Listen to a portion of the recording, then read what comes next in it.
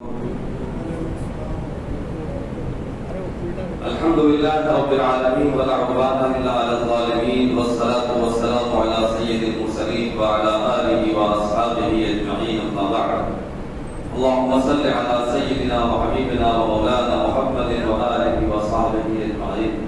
اللهم اغفر لي ولجميع المؤمنين والمؤمنات والمسلمين والمسلمات برحمتك يا ارحم الراحمين.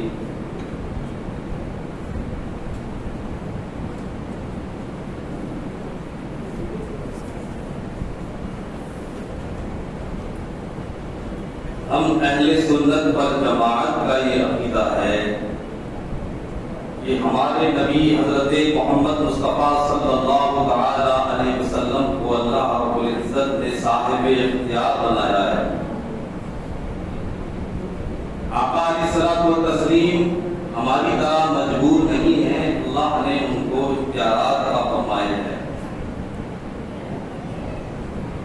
اور یہ اختیارات اس طرح کے ہیں کہ ان کی کوئی حد اور ان کی کوئی سیما نہیں. اور کیوں نہ ہو، اس لیے کہ اللہ تعالیٰ نے ان کو اپنا حبیب بنایا ہے، اپنا آخری رسول بنایا ہے، اپنا نائب اعظم بنایا ہے.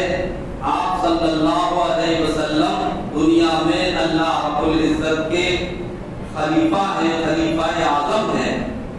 اس لیے اللہ تعالیٰ نے اپنے حبیب صلی اللہ علیہ وسلم کو اختیارات عطا فرمائے ہیں. رسول کریم صلی اللہ علیہ وسلم کا کام صرف اتنا نہیں تھا کہ آپ اللہ کے پیغام لوگوں تک پہنچا دیں، بس صرف اتنا کام نہیں تھا. یعنی آپ صرف مبلغ نہیں ہیں، آپ کا کام صرف اتنا نہیں ہے کہ اللہ تعالیٰ کے اقوال اور اس کے ارشادات کی وضاحت کر دیں، سمجھا دیں لوگوں کو، اپنے پاس سے انہیں کوئی اختیار نہ ہو. اتنا کام نہیں حضور کا، بلکہ ہمارے نبی صلی اللہ علیہ وسلم کا دائرہ اس سے بڑھ کر ہے اور وہ اللہ کی عطا سے ہے. دھیان رکھیے کہ اللہ تعالیٰ نے ہمارے نبی صلی اللہ علیہ وسلم کو صرف مبلغ نہیں بنایا کہ آپ صرف اللہ کا پیغام لوگوں تک پہنچا دیں اور اس کے علاوہ کوئی اختیار نہ ہو، ایسا نہیں ہے. بلکہ ہمارے نبی صلی اللہ علیہ وسلم کو اللہ نے مبلغ کے ساتھ ساتھ صاحب اختیار بھی بنایا ہے، صاحب تشریع بھی بنایا ہے.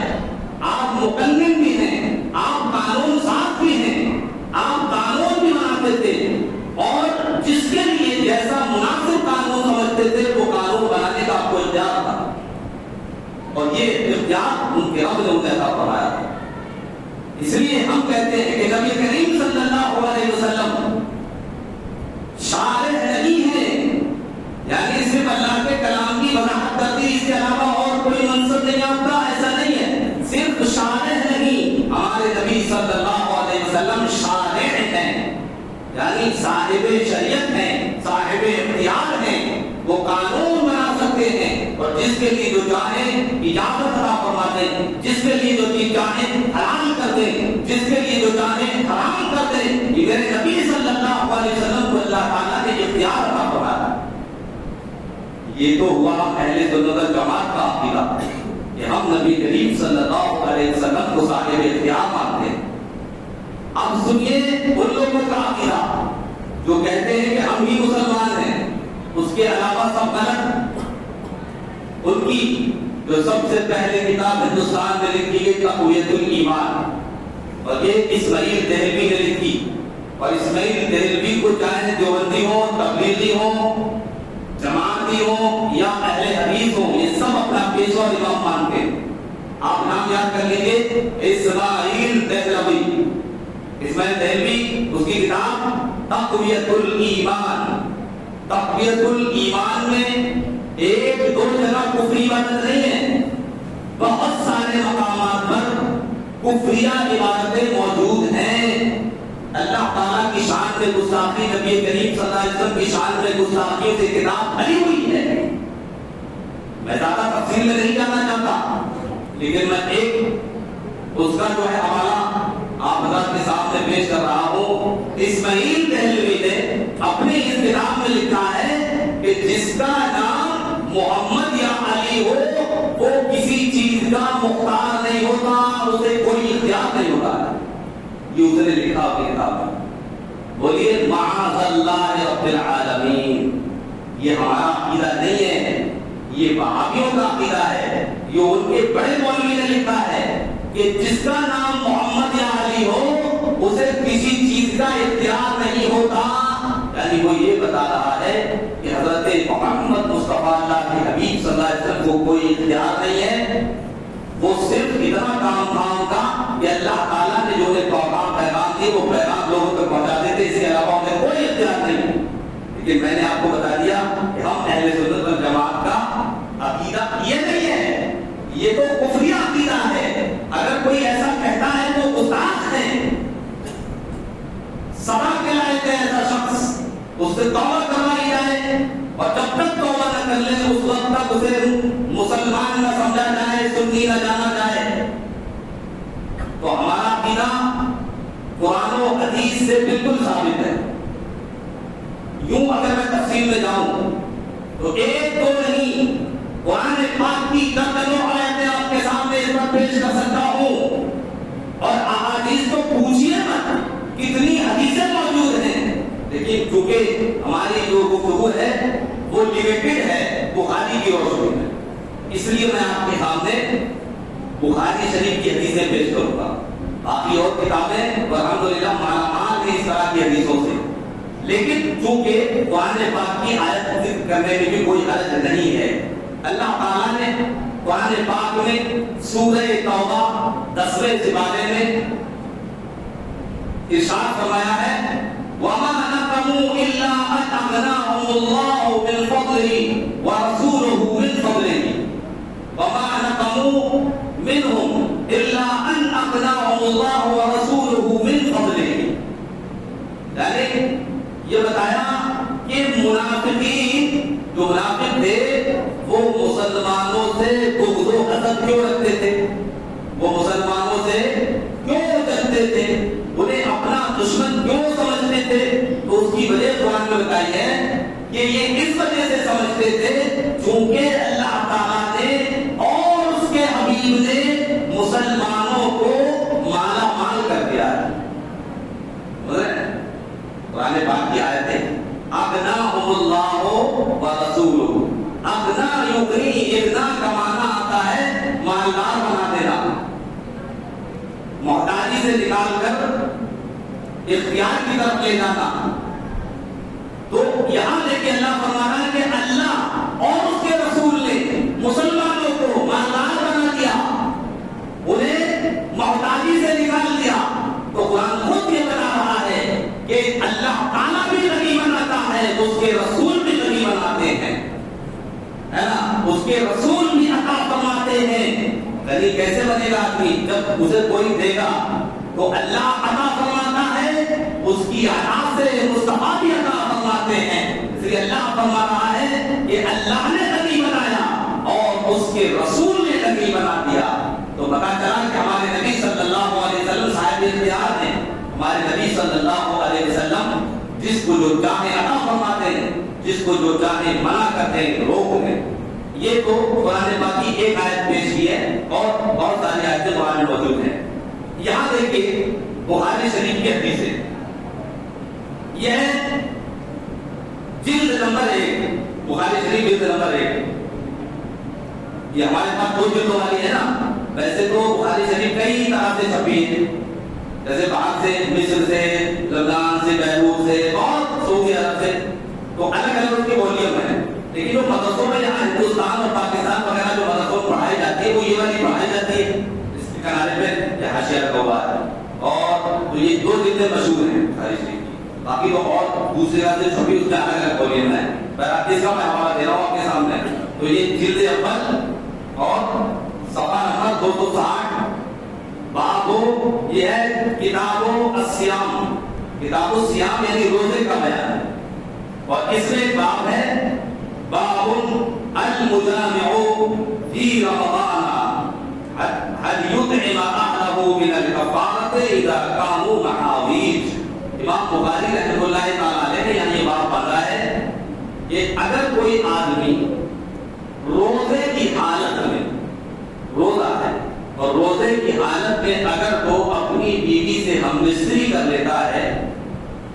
اسے کیا کرنا چاہیے؟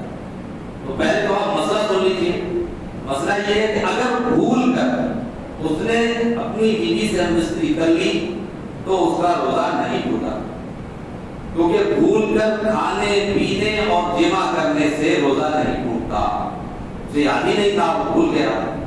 لیکن اگر جان بوجھ کر معلوم ہوتے ہوئے اگر اس نے جمع کر لیا تو اب اس کا روزہ ٹوٹ گیا. صرف روزہ ہی نہیں ٹوٹا بلکہ اس کے ساتھ ساتھ اس پر کفارہ بھی ہوگا، کفارہ بھی دینا ہوگا اس کو. اب کفارہ کیا ہے؟ تو اس حدیث پاک میں کفارہ ذکر ہے کہ ایسا شخص کیا کرے.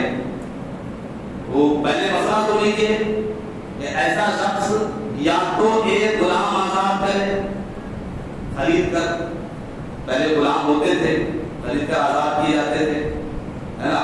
کہ غلام کو سب سے بڑی خوشی کب ہوتی ہے کہ اسے آزاد کر دیا جائے. اگر غلام خریدنے کی طاقت نہیں ہے تو پھر 2 مہینے کے مسلسل کانٹینیو روزے رکھے، 60 دن روزے رکھے گا. اگر بیچ میں ایک بھی چھوڑ دیا تو پھر سے رکھے، 2 مہینے برابر روزے رکھے. اور اگر کسی وجہ سے 2 مہینے کے روزے بھی نہیں رکھ سکتا تو پھر 60 مسکینوں کو کھانا کھلا دے.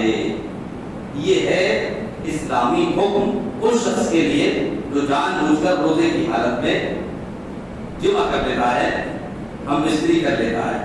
ایسا ہی ایک واقعہ اس حدیث پاک میں موجود ہے، لیکن اس میں اختیار مصطفیٰ دے دیا. اختیار مصطفیٰ تو عام حکم یہی ہے سب کے لیے کہ اسے 3 کاموں میں سے کوئی یہ کام کرنا ضرور ہے، اور وہ بھی اسٹیپ کرنا ہے کہ پہلے غلام آزاد کرے.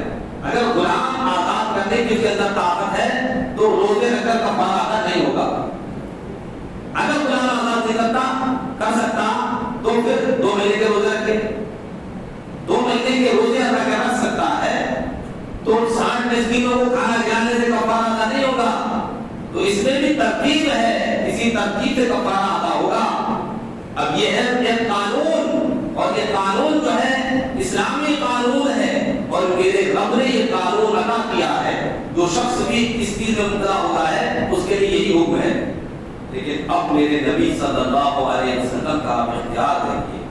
میرے آقا صلی اللہ تعالی علیہ وسلم کی بارگاہ میں ایک شخص آیا ہے نا. اس سے پہلے بھی جو باب پڑھا ہے امام بخاری نے وہ بھی اسی تعلق سے ہے. باب اذا جامع فی رمضان ولم يكن له شيء فتصدق عليه فليكفر. اس آدمی کے تعلق سے باب ہے کہ جو رمضان کی حالت میں مستری کر لے اور اس کے پاس کفارہ دینے کے لیے کچھ نہ ہو، پھر کسی نے اسے صدقہ دے دیا تو وہ جو ہے اس سے کفارہ دے دے. حدیث پاک سنیے. حضرت امام بخاری رحمۃ اللہ تعالی علیہ اپنی سند سے حدیث پاک کو روایت کرتے ہیں. فرماتے ہیں ان ابا ہریرہ قال، حضرت سیدنا ابو ہریرہ رضی اللہ تعالی عنہ نے فرمایا بینما نحن جلوس عند النبی صلی اللہ علیہ وسلم، ہم نبی کریم صلی اللہ علیہ وسلم کے پاس بیٹھے ہوئے تھے. اذ جاء ابو رجل، یہ آیا کہ ایک شخص آیا. فقال یا رسول اللہ ہلکت، اگر کہنے لگا یا رسول اللہ میں تو برباد ہو گیا. قال، حضور نے فرمایا ما لک، تجھے کیا ہوا، کیوں برباد ہو گیا؟ قال وقعت علی امراتی وانا صائم، فرمایا کہ میں روزے کی حالت میں تھا اور اپنی بیوی سے میں نے ہم مستری کر لی. فقال رسول اللہ صلی اللہ علیہ وسلم هل تجد رقبة توثقها، فرمایا کیا تم غلام آزاد کر سکتے ہو؟ تو غلام آزاد کر دو، تمہارا کفارہ ادا ہو جائے گا. قال اللہ، فرمایا نہیں میں یہ نہیں کر سکتا. قال فهل تستطيع ان تصوم شهرين متتابعين، فرمایا کیا تم لگاتار 2 مہینے کے روزے رکھ سکتے ہو؟ قال اللہ، کہا یہ نہیں رکھ سکتا میں. کہا یا رسول اللہ جب 1 مہینے کے روزے رکھے تو کفارہ ہو گیا بعد میں ملتا، اور 2 مہینے کا رکھوں گا تو پھر کیسے کفارہ نہیں ہوگا؟ اس لیے میں نہیں رکھ سکتا 2 مہینے کے روزے. قال فهل تجد اطعام 60 مسکینا، فرمایا کیا تم 60 محتاجوں کو کھانا کھلا سکتے ہو؟ قال اللہ، کہا میں یہ بھی نہیں کر سکتا، میں تو فقیر آدمی ہوں، میرے پاس کچھ ہے ہی نہیں. اب دیکھیے 3 آپشن تھے نا، تینوں میں سے کسی کی بھی طاقت نہیں تھی اس کے اندر. تو حضور نے فرمایا بیٹھ جا. بیٹھ گیا. ومكث النبي رابع فرماتے قال رابع فرماتے ومكث النبي صلی اللہ علیہ وسلم رسول کریم صلی اللہ علیہ وسلم تھوڑی دیر ٹھہرے وبيننا نحن ولا ذلك ہم ابھی حضور کی بارگاہ میں بیٹھے تھے. حضرت ابو ہریرہ کہتے ہیں کہ ہم حضور کی بارگاہ میں بیٹھے تھے. اتي النبي صلی اللہ علیہ وسلم بعرق فيها تمر والعرق مثل. فرمایا کہ نبی کریم صلی اللہ علیہ وسلم کی بارگاہ میں ایک جو ہے ٹوکرا لایا گیا, اس ٹوکرے میں کھجور تھے. ایک آدمی ٹوکرا لے کے آیا کھجور کا اور وہ حضور کی بارگاہ میں رکھ دیا. وہ ٹوکرا کائے کا تھا؟ اصل میں وہ جو تھا صدقے کا تھا. کسی شخص نے صدقہ نکالا تھا, حضور کی بارگاہ میں بھیجا کہ یا رسول اللہ اسے بڑھوا دینا جہاں ضرورت ہو. تو وہ ٹوکرا لایا گیا. تو حضور صلی اللہ علیہ وسلم نے جب دیکھا کہ ٹوکرا لایا گیا تو حضور نے فرمایا این السائل, فرمایا کہ جس شخص نے ہمیں سوال کیا تھا وہ کہاں ہے؟ فقال انا, کہا یا رسول اللہ میں موجود ہوں. قال خذ هذا فتصدق به, فرمایا کہ یہ ٹوکرا لے جاؤ اور یہ صدقہ کر دو, بانٹ دو لوگوں کو جا کر. اب دیکھیے نبی کریم صلی اللہ علیہ وسلم نے وہ ٹوکرا اس کو دے دیا اس شخص کو اور یہ کہا کہ اسے جا کر بانٹ دو تو تمہارا کفارہ ادا ہو جائے گا. مالک کوئی اور تھا, لیکن آقا علیہ السلام نے فرمایا کہ تم بانٹ دو جا کر, تب تمہارا کفارہ مان لیا جائے گا. تو اس شخص نے ٹوکرا لیا اور لینے کے بعد اب کہنے لگا فقال الرجل اعلى افقر مني, یا رسول اللہ کیا میں اپنے سے زیادہ آدمی کے پر جو ہے اپنے سے زیادہ محتاج آدمی پر کو صدقہ کروں, یعنی کسی ایسے آدمی کو یہ صدقہ کراؤں جو مجھ سے زیادہ محتاج ہو؟ حضور نے فرمایا ہاں. وہ کہنے لگا فوالله ما بين لابتيها يريد رحمتين اهل بيت افضل من اهل بيتي. کہا یا رسول اللہ پورے مدینے میں مجھ سے بڑا کوئی محتاج ہی نہیں ہے, تو میں دوں کسے صدقہ؟ سب سے زیادہ محتاج تو میں ہوں, مدینے میں سب سے بری حالت میری ہے, تو میں کسے دوں صدقہ؟ جب اس نے یہ بات کہی فضحك النبي صلی اللہ علیہ وسلم, تو نبی کریم صلی اللہ علیہ وسلم مسکرا کر ہنسے اور حتی بدت انیابہ, یہاں تک کہ آپ کے یہ دو دانت ظاہر ہو گئے. کیونکہ اکثر ہمارے نبی صلی اللہ علیہ وسلم مسکرایا کرتے تھے, اکثر مسکرایا کرتے, لیکن کبھی کبھی زیادہ خوشی ہوتی تھی تو آپ صلی اللہ علیہ وسلم ہنستے تھے. تو آپ کے یہ نوک والے بات جن کو جو ہے ابھی نام کہتے ہیں, یہ دن جایا کرتے تھے. آقا علیہ السلام احکام لگا کر نہیں ہنستے تھے, بلکہ انبیاء کی ہنسی یہ تھی کہ آپ مسکرا کر ہنستے تھے. بالکل احکام لگا کر منہ پھاڑ کر ہنسنا یہ صحیح نہیں ہوتا. خود حضرت سلیمان علیہ السلام جب چیٹیوں کی وادی سے گزرے تھے اور ایک چیٹی نے کہا تھا کہ چیٹیوں سلیمان علیہ السلام اور ان کے لشکری آتے ہیں, تم اپنے اپنے بل میں چلی جاؤ, کہیں ایسا نہ ہو کہ بے خبری میں کسی کا پیر پڑ جائے اور تم ختم ہو جاؤ, ہے نا. تو یہ بات حضرت سلیمان علیہ السلام نے 3 میل دور سے چیٹی کی آواز سن لی تھی حضرت سلیمان علیہ السلام نے. تو وہاں آپ اس بات کو سن کر مسکرا کر ہنسے. سورہ نمل 19 میں اس بارے میں اللہ تعالیٰ نے فرمایا فَتَبَسَّمَ ضَاحِكًا مِنْ قَوْلِهَا, سلیمان اس چیٹی کی بات کو سن کر مسکرا کر ہنسا. اللہ تعالیٰ فرماتا ہے تو انبیاء علیہ السلام کی ہنسی اس طرح کی ہوتی تھی کہ وہ مسکرا کر ہنستے تھے, منہ پھاڑ کر نہیں ہنستے تھے. میرے آقا صلی اللہ علیہ وسلم مسکرا کر ہنسے یہاں تک کہ آپ کے دندان مبارک دکھائی دینے لگے. پھر حضور نے فرمایا اطعمہ اہلک, جب حالت ایسی ہے کہ مدینے میں تجھ سے زیادہ کوئی محتاج نہیں ہے تو جا اپنا کفارہ اپنے گھر والوں کو کھلا دے جا کر, تیرا کفارہ ادا ہو جائے گا. یہ کھجور اپنے گھر والوں کو کھلا دے, تیرا کفارہ ادا ہو جائے گا. یہ تو آپ نے حدیث سن لی, لیکن آپ کو پتا چلا ہوگا کہ قانون یہ تھا کہ ان 3 کاموں میں سے کوئی کام کرے. تو اس لیے چلو یہ ہے کہ اس کے پاس تینوں چیزوں میں سے کوئی چیز نہیں تھی, لیکن کرم والا ہے. کرم دیکھیے کہ میرے آقا صلی اللہ علیہ وسلم نے کفارہ بھی ادا کروا دیا اور اس بہتاب اس جو ہے صحابی کے گھر والوں کا جو ہے کھانے کا انتظام بھی کر دیا اور فرما دیا کہ یہی کھجور جن سے تیرا کفارہ ادا ہوگا تو کسی اور کو مت دے بلکہ تو اپنے گھر والوں کو کھلا دے, تیرا کفارہ ادا ہو جائے. تو یہ اختیار مصطفیٰ نہیں ہے, اس میں نبی کریم صلی اللہ علیہ وسلم اختیار نہیں ہے, بالکل اختیار ہے کہ آپ صلی اللہ علیہ وسلم نے جو عام قانون تھا लोगों के लिए उससे हटकर उसे ये हुक्म दिया कि ये खजूर को अपने घर वालों को खिला देना तेरा कफारा आता हुआ है। तो हमारा अकीदा तो ये है कि अल्लाह रब्बुल इज्जत ने हमारे नबी सल्लल्लाहु अलैहि वसल्लम को साहिब इख्तियार बनाया है। आप सल्लल्लाहु ताला अलैहि वसल्लम जिसके लिए जो चाहे कानून नाफिज फरमा सकते हैं। एक हदीस पाक हुई। अब आइए मैं आपको एक दूसरी हदीस पाक की तरफ ले चलता हूँ। दूसरी हदीस में भी हमारे नबी सल्लल्लाहु अलैहि वसल्लम का इख्तियार पूरी तरह वाज़ेह होगा, पूरी तरह समझ में आएगा।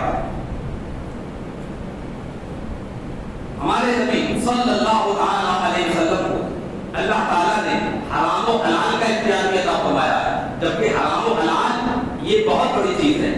अल्लाह रब्बुल इज्जत हराम फरमाता है, अल्लाह की हलाल फरमाता है। लेकिन चूंकि नबी करीम सल्लल्लाहु अलैहि वसल्लम को अल्लाह ने इख्तियार अता फरमाया है, इसलिए आप जिसके लिए चाहें जो चीज हलाल कर दें और जिसके लिए चाहें जो चीज हलाल कर दें। ये इख्तियार हमारे नबी सल्लल्लाहु अलैहि वसल्लम को।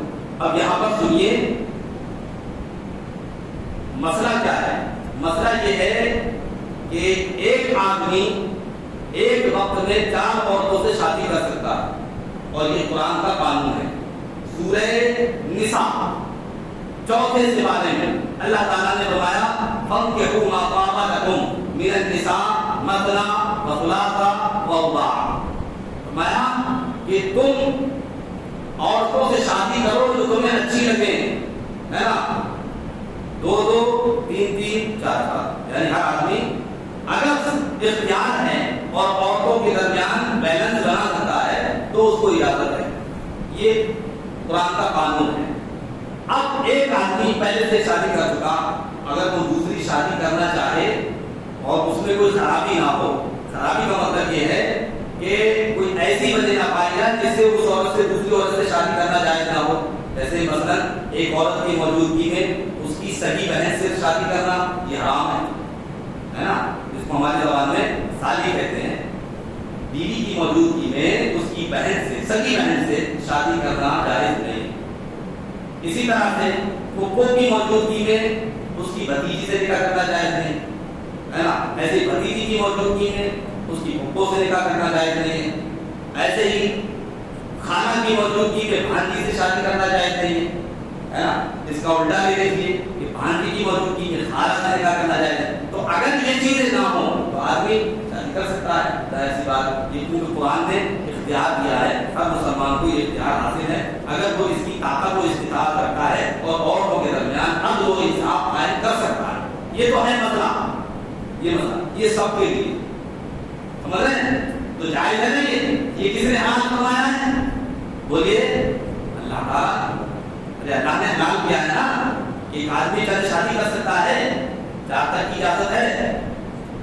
लेकिन अब मेरे नबी का इख्तियार है। हजरत मौला अली रज़ी अल्लाह ताला अन्हु अमीरुल मोमिनीन वकर्रमल्लाहु वजहहुल करीम, आपने हजरत फातिमा ज़हरा रज़ी अल्लाह ताला अन्हा से निकाह फरमाया। आप जानते हैं रबी बात में ज़हरा नबी करीम सल्लल्लाहु अलैहि वसल्लम की सबसे छोटी बेटी और चहेती बेटी। आप बहुत मोहब्बत करते थे उनसे, बहुत सारी हदीसें हैं और आपके फज़ाइल में ये है कि आप जो है जन्नती औरतों की सरदार हज़रत फातिमा ज़हरा रज़ी अल्लाह ताला अन्हा, हुज़ूर सल्लल्लाहु अलैहि वसल्लम से फरमाया था कि क्या तुम इससे खुश नहीं हो कि तुम जो है जन्नती औरतों की सरदार हो, है ना।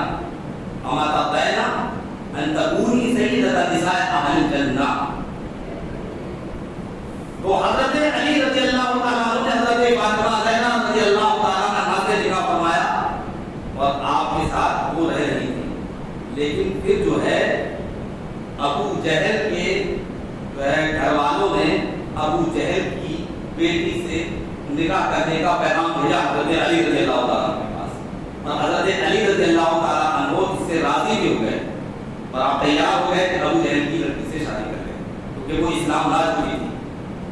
लेकिन जब ये बात हजरत फातिमा ज़हरा को पता चली कि हजरत अली रज़ी अल्लाह ताला अन्हु मेरी मौजूदगी में मैं उनके निकाह में हूँ, उसके बावजूद अबू जहल की बेटी से शादी करना चाहते हैं, तो आप फौरन नबी करीम सल्लल्लाहु अलैहि वसल्लम की बारगाह में गए और जाने के बाद अर्ज़ किया या रसूलल्लाह सल्लल्लाहु अलैहि वसल्लम, अली हजरत अली का ऐसा ऐसा इरादा है وہ ابو جہل کی شادی سے نکاح کرنا چاہتے ہیں، تو میرے آقا صلی اللہ علیہ وسلم فوراً مسجد میں تشریف لے گئے، آپ منبر پر کھڑے ہوئے اور آپ نے منبر پر خطبہ دیا، اور اس کے بعد آپ نے فرمایا تھا، اس کا خلاصہ یہ کہ میں حدیث پڑھوں گا، حضور نے فرمایا کہ ابو جہل دشمن خدا ہے اور میں اللہ کا محبوب ہوں، اس کا رسول ہوں، لہذا علی ایک گھر میں ایک چھت کے نیچے دشمن خدا اور رسول خدا کی بیٹی جمع نہیں ہو سکتی، ایک ساتھ تم دونوں سے نکاح ایک ساتھ اپنے نکاح میں نہیں رکھ سکتے، یا تو تم یہ کرو کہ میری بیٹی کو طلاق دو اور اس کے بعد ابو جہل کی بیٹی سے شادی کرو، یا تم اس سے باز آ جاؤ۔ حضرت علی رضی اللہ تعالیٰ عنہ نے جب نبی کریم صلی اللہ علیہ وسلم کی اس شاد مبارک کو سنا اور آپ نے جاہ و جلال کے تیور دیکھا، آپ فوراً سمجھ گئے کہ آقا علیہ الصلوۃ والتسلیم اس بات سے ناراض ہو رہے ہیں، اس لیے آپ نے حضرت علی رضی اللہ تعالیٰ عنہ کو ارادہ ترک کر دیا۔ سمجھ رہے ہیں؟ تو اب دیکھیے اللہ تعالیٰ نے ہر مسلمان کو اختیار کیا ہے کہ وہ ایک بیوی کی موجودگی میں دوسرا نکاح کر سکتا، حضرت علی بھی کر سکتے تھے، کوئی خرابی نہیں تھی، لیکن میرے آقا صلی اللہ علیہ وسلم نے حضرت علی کے لیے یہ چیز ناجائز کر دی، ان کے لیے حرام کر دیا کہ جب تک فاطمہ زندہ ہے وہ کسی دوسری عورت سے شادی نہیں کر سکتے۔ یہ دیکھیے میرے نبی نے قانون بنا دیا اور فرما دیا کہ سب کے لیے تو جائز ہوگا، لیکن جب تک میری بیٹی فاطمہ تمہارے نکاح میں ہے تم کسی دوسری عورت سے شادی نہیں کر سکتے۔ اللہ، تو جو چیز حرام تھی میرے نبی نے حضرت علی کے لیے حرام کر، ان کے لیے جائز نہیں۔ سمجھ رہے ہیں؟ تو اس سے اختیار مصطفیٰ سمجھ میں آتا ہے کہ ہمارے نبی صلی اللہ علیہ وسلم صرف مبلغ نہیں ہیں کہ صرف احکام پہنچا دیں نبی کے، بلکہ اللہ تعالیٰ نے آپ کو یہ فرض عطا فرمائی ہے کہ آپ جو قانون جس کے لیے چاہیں بنا دیں اور جس کے لیے چاہیں قانون بدل دیں، یہ اختیار ہے نبی صلی اللہ علیہ وسلم۔ سمجھ رہے ہیں؟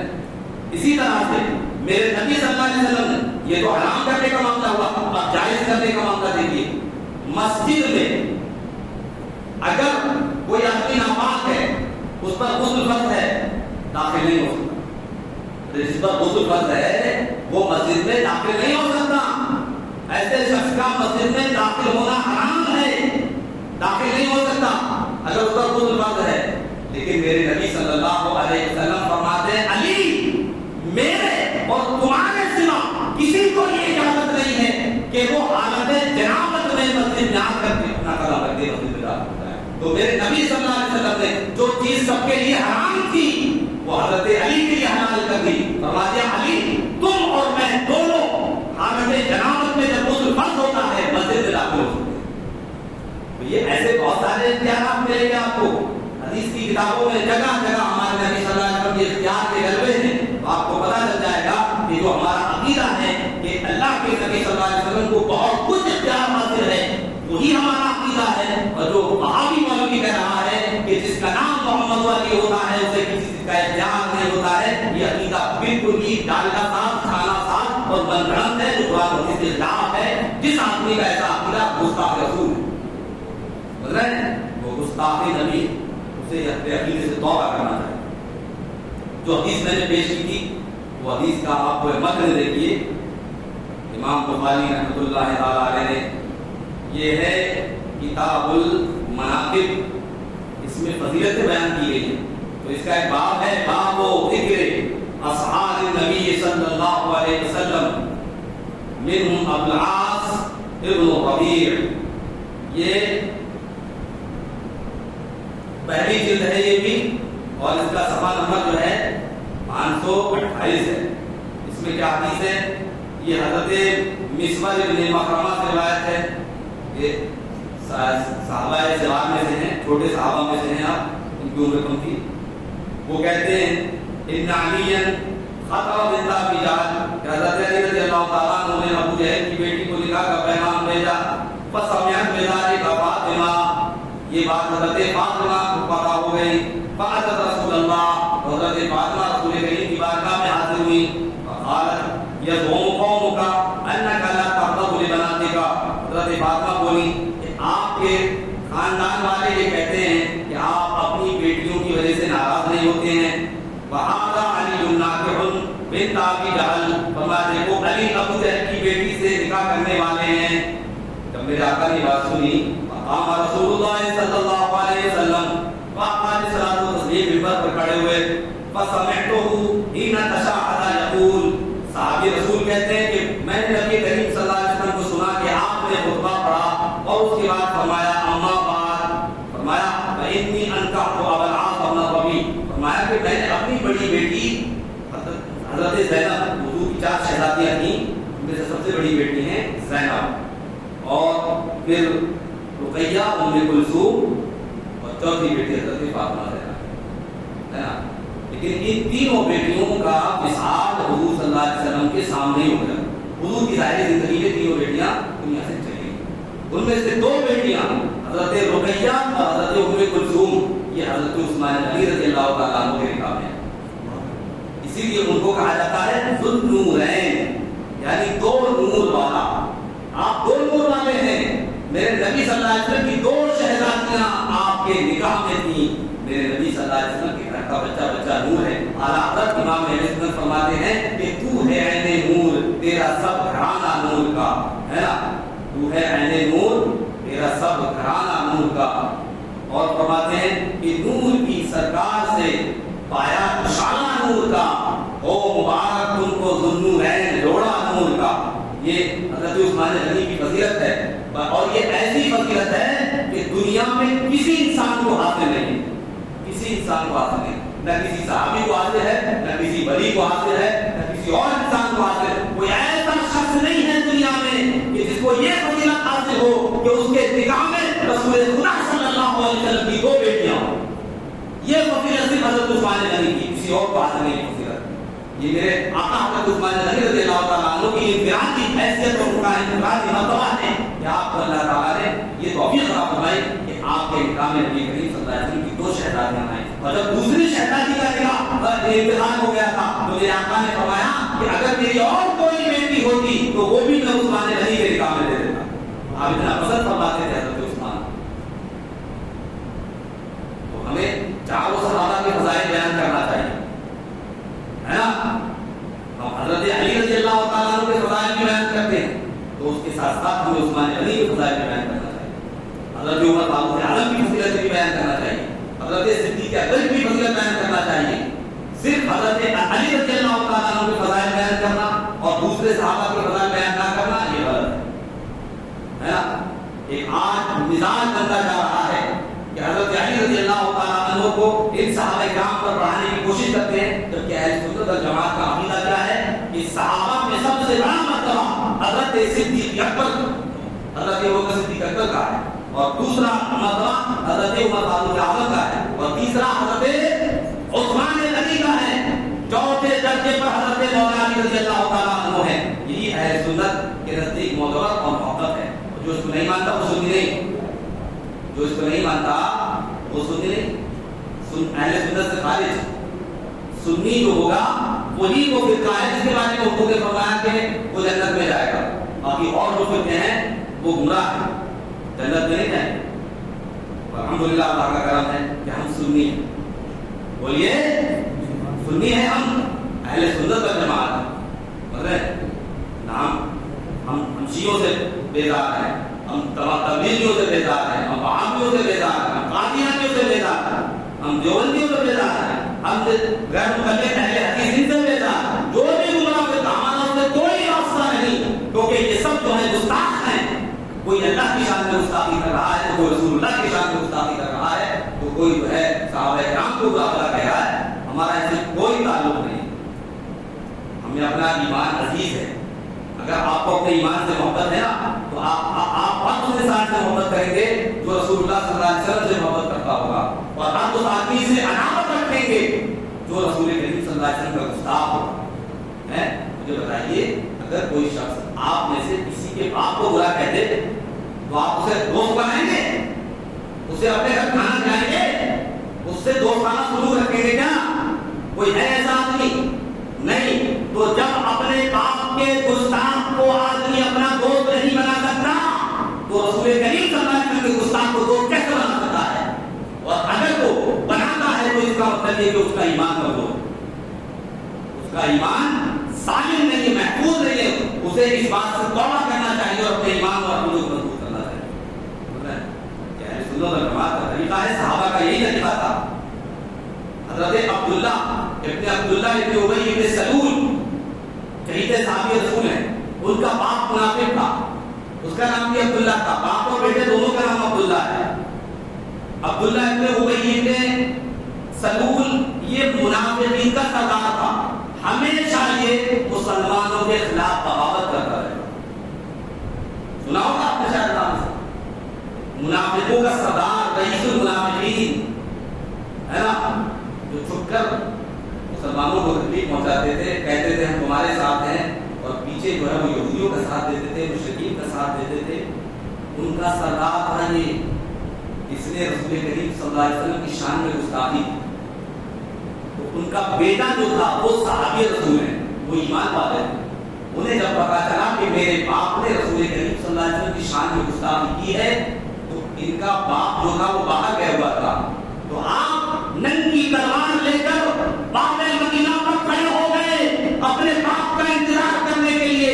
جب ان کا باپ باب مدینہ کے پاس آتا ہے، فوراً تلوار سوز لیتے ہیں اپنے باپ کے اوپر۔ وہ کہتا ہے بیٹا یہ کیا کر رہے ہو؟ کہا میں تمہارا بیٹا نہیں ہوں۔ کہا کیوں؟ کہا اس لیے کہ تم نے میرے آقا کو تکلیف پہنچائی، تم نے میرے آقا کی شان میں گستاخی کی ہے۔ اور فرمایا منافق، اپنے باپ سے کہا منافق تو جب تک توبہ نہیں کر لیتا ہے میں اس وقت تجھے چھوڑوں گا نہیں، اور اگر تجھے توبہ نہیں کی تو میں تیرا سر قلم کر دوں گا۔ میں یہ دیکھوں گا کہ تیرا باپ ہے اس لیے کہ تو نے میرے نبی صلی اللہ علیہ وسلم کی شان میں گستاخی کی۔ جب اس نے توبہ کی نا تب اس کا گریبان چھوڑا، اور تب اندر آنے دیا۔ یہ تھا ایمان، اور ایک آج ہمارا ایمان ہے کہ رسول اللہ صلی اللہ علیہ وسلم کی شان میں گستاخیاں کی جا رہی ہیں، اور بدبختوں سے ہمارے جو تعلق ہے ان کی مسجدوں میں جا کے نماز پڑھ رہے ہیں نا، انہیں اپنی مسجدوں میں پڑھنے دے رہے ہیں۔ یہ غلط طریقہ ہے۔ دیکھیے یہ بدعت جو ہے ایک مرض ہے، مرض یہ بیماری ہے، اور بیماری بھی کیسی چھوٹ چھاٹ والی ہے۔ جب ایک آدمی بدمذہب ہو جاتا ہے تو اس کی بدبو سے دوسرے اور لوگ بھی بدمذہب ہونے لگتے ہیں۔ ہمارے بزرگوں کا کلمہ تو یہ تھا کہ اگر کوئی ایسا شخص ہوتا تھا تو مسجد میں آنے نہیں دیتے۔ رسول اللہ صلی اللہ علیہ وسلم نے نام لے کر گایا تھا نکال کے جمعے کے دن، فرمایا اٹھ تو منافق ہے، مسجد سے بھاگ جا، اٹھ تو خرج جا فلاں کہیں کا منافق، تو منافق ہے، فلاں منافق ہے، فلاں منافق، مسجد سے نکال کے بھگا دیا تھا۔ کیوں؟ اس لیے کہ یہ گستاخ رسول ہے۔ گستاخ رسول ہمارا دشمن ہے، ہم اس کے دشمن ہیں، ہمارا اس سے کوئی تعلق نہیں۔ یہ ہے اصلی ایمان۔ اور اگر آپ چاپلوسی والا ایمان چاہتے ہو تو اس کے ذمہ دار تم خدا کی بارگاہ میں جواب دینا پڑے گا۔ تو حضرت مسور بن مخرمہ کہتے ہیں کہ میں نے نبی کریم صلی اللہ علیہ وسلم کو خطبہ ارشاد فرماتے ہوئے سنا۔ آپ صلی اللہ علیہ وسلم نے خطبہ دیا، اس کے بعد فرمایا کہ میں نے اپنی بڑی بیٹی کا نکاح ابو العاص بن ربیع سے کیا تھا۔ تو ابو العاص بن ربیع کا نکاح جو ہے وہ پہلے ہی ہو چکا تھا اعلان نبوت سے پہلے۔ تو جب حضور صلی اللہ علیہ وسلم نے نبوت کا اعلان فرمایا تو کفار و مشرکین نے حضرت ابو العاص پر زور ڈالا کہ تم ان کی لڑکی کو طلاق دو، پریشان کرنے کی کوشش کی نا اللہ سے۔ تو انہوں نے کہا نہیں میں ایسا نہیں کر سکتا ہرگز۔ اور اس کے بعد انہوں نے رسول کریم صلی اللہ علیہ وسلم بارگاہ میں آ کر کہا یا رسول اللہ صلی اللہ علیہ وسلم میں ہمیشہ آپ کی جب تک بیٹی موجود ہے میرے نکاح میں اس وقت تک میں کسی اور عورت سے شادی نہیں کروں گا۔ یہ انہوں نے رسول کریم صلی اللہ علیہ وسلم سے وعدہ کیا تھا۔ کس نے؟ بڑے داماد نے، حضرت ابو العاص جو حضور کے بڑے داماد ہیں، انہوں نے یہ وعدہ کیا تھا حضور سے، اور یہ وعدہ سچا بھی کر دکھایا۔ میرے آقا صلی اللہ علیہ وسلم نے ان کی تعریف کی، فرمایا کہ میں نے اپنی بیٹی کا نکاح ابو العاص بن ربیع سے کیا تو وہ میرے پاس آئے اور انہوں نے مجھے اس سے تعلق سے گفتگو کی اور انہوں نے اپنا وعدہ سچا کر دکھایا۔ پھر فرمایا وَإِنَّ فَاطِمَةَ بَضْعَةٌ مِّنِّي، فرمایا فاطمہ میرے جگر کا ٹکڑا، فرمایا فاطمہ میرے جگر کا ٹکڑا ہے۔ وَإِنِّي أَكْرَهُ أَن يَسُوءَهَا، اور فرمایا کہ مجھے یہ پسند نہیں ہے کہ انہیں جو ہے کوئی تکلیف پہنچائے۔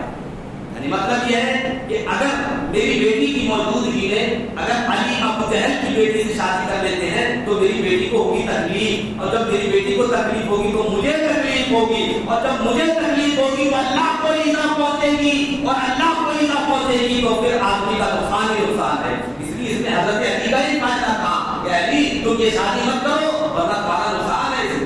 میری بیٹی کو تکلیف ہو تو مجھے تکلیف ہوگی, اور جو مجھے تکلیف ہوگی تو اللہ تعالیٰ کوئی نہ پوچھے.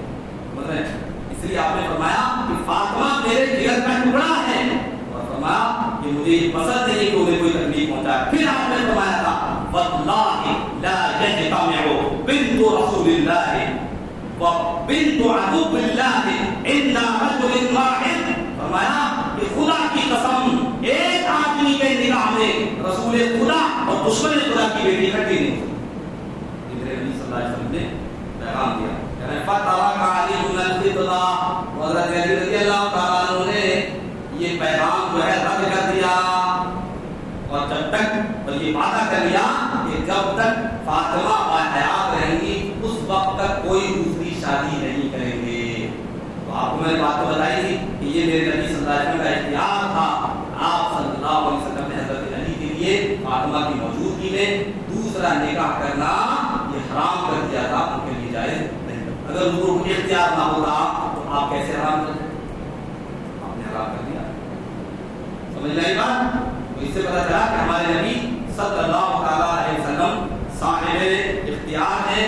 اللہ رب العزت نے ان کو بہت کچھ اختیارات عطا فرمائے ہیں, اور ہم اہل سنت والجماعت نبی کریم صلی اللہ علیہ وسلم کے ان اختیارات کو مانتے ہیں, اور انہیں جو ہے ان کے جوڑ پر بیان بھی کرتے ہیں, اور یہ بتاتے ہیں کہ آقا صلی اللہ تعالیٰ علیہ وسلم یہی حدیث پاک جو ابھی سنائی گی آپ کو, یہی حدیث پاک دوسری جلد ثانی میں بھی آئی ہے. یہ حدیث جو ابھی سنائی گی آپ کو یہاں بھی جو ہے موجود ہے. ایک آخری حدیث اور سن لیجیے, بس چھوٹی سی مختصر حدیث ہے.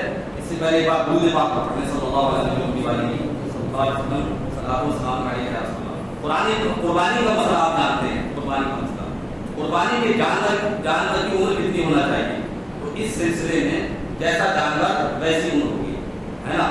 اگر بکری ہے, بھیڑ ہے, دمبا ہے, 1 سال, ہے نا. اور اگر گائے اور بھینس ہے تو 2 سال, اور اگر اونٹ ہے تو 5 سال, ہے نا.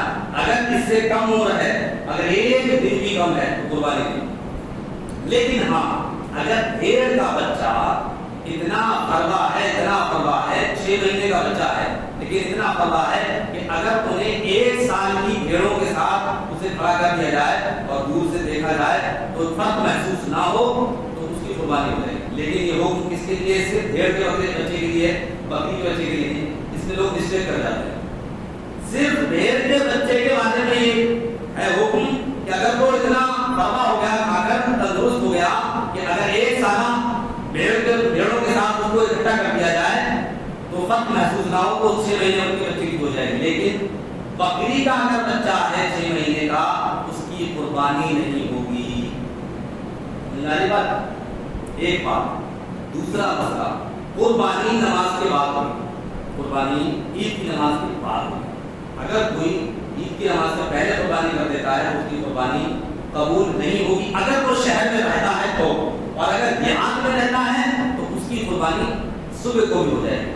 اگر کوئی آدمی شہر کا رہنے والا اپنی قربانی عید کی نماز سے پہلے کرنا چاہتا ہے تو اس کے لیے طریقہ یہ ہے کہ وہ اپنی قربانی کا جانور دیہات میں بھیج دے.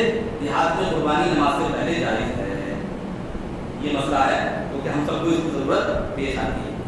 تو قانون کیا ہے؟ قانون یہ ہے کہ بکری کا بچہ اگر 1 سال سے 1 دن بھی کم ہے تو قربانی نہیں. یہ قانون ہے نا, اور یہ اللہ کا قانون ہے. اللہ رب العزت نے قانون عطا فرمایا, لیکن اب میرے نبی کا اختیار نہیں کیا. نبی کریم صلی اللہ علیہ وسلم اختیار نہیں کیے. ایک صحابی رسول ہیں جن کا نام ہے ابو بردہ ابن نیاب. ان کے بھانجے حضرت برا ابن عازب ہیں. حضرت برا ابن عازب نے آپ سے بات کری ہے. یہ جو چیپٹر ہے یہ کتاب العزائیہ قربانی کا بیان ہے. اس میں حدیث پاک کیا ہے؟ حضرت امام بخاری رحمۃ اللہ تعالیٰ اپنی سند سے حضرت برا ابن عازب سے حدیث روایت کرتے ہیں. فرماتے ہیں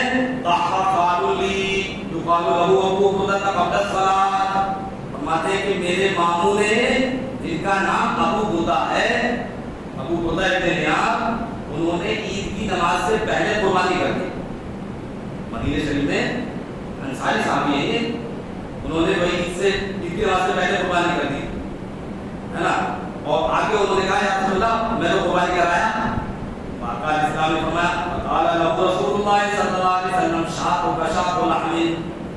فرمایا کہ ابو بردہ تمہاری قربانی نہیں ہوئی, یہ تمہاری قربانی نہیں, یہ تو بکری کا گوشت ہو گیا, بس اپنے رہوانوں کو کھلا دو اور دوسری قربانی کرنا پڑے. فرمایا شاۃ لحم.